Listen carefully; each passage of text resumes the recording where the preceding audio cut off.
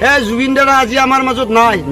হিন্দু হওক, মুছলিম হওক, খ্ৰীষ্টান হওক, বড়ো হওক, কায়ো শান্তিত শুব পৰা নাই। তেওঁতো কৈছিল তেওঁৰ কোনো জাতি নাই, তেওঁৰ কোনো ধৰ্ম নাই। সেইটো কথা নাই। সেইটো কাৰণে জুবিন দাক আমাৰ চৰকাৰে, অসম চৰকাৰে হওক বা ভাৰত চৰকাৰে হওক, দুটা যদি ভাল পিয়াচো দিলা হয়, সেই পিয়াচৰ দুটা থাকিলে আজি হয়তো আমি জুবিন দা নমৰিল হয়, জুবিন দাক আমি আৰু আগৰ দৰে ঘূৰাই পালো হয়। এইটোৰ বিষয়ে আপুনি মুখ্যমন্ত্ৰীক কি জনাব? মুখ্যমন্ত্ৰী হিমন্ত বিশ্ব শৰ্মাক কৈছো, যোনবিলাক লগৰ আছে চবকে তদন্ত কৰক আৰু কাৰেণ্ট লাগে দিয়ক, যাতে জুবিন দাৰ আমি উচিত তদন্ত পাওঁ।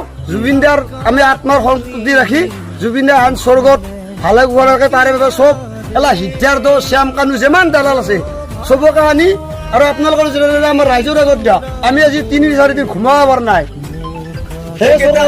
এইকেইটাৰ মতে আপোনাৰ কি এইকেইটা কি যদি সঁচা তদন্ত এইকেইটা ফাঁচি দিব লাগে না আপোনাৰ মতে? শাস্তি মানে যিটো দুখী শাস্তি পাবই লাগিব, নহ'লে অসমীয়া লাংটা কৰি কোবাব। অসমীয়াই জুবিন যি মৰি গৈছে কায়ো ক্ষমা নকৰে, কায়ো দয়া নকৰে। কিন্তু চৰকাৰে আমি এটা অমূল্য সম্পদ আমি এটা হৰাই পেলালো জুবিন দাৰ কাৰণে। জিন্দগীত জুবিন নাহে, এনেকুৱা জুবিন জিন্দগীত নলে।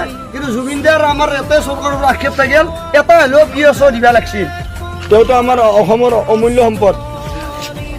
হিয়াৰা মুথু আমাৰ গাৰ আছে, দেহাৰ আছে, 3 দিন খাব পৰা নাই, শুব পৰা নাই। জুবিন দাক আপুনি শ্ৰদ্ধাঞ্জলি কেনেকৈ জনাব? শ্ৰদ্ধাঞ্জলি জুবিন দাক, জয় জুবিন দা। জুবিন দা আমাৰ বুকৰ মাজত আছে, জুবিন দা মৰা নাই, আছে, থাকিব আৰু অমৰ ৰাখিব জুবিন দা। জয় জুবিন দা, জয় জুবিন দা, জয় জুবিন দা। দে কিমান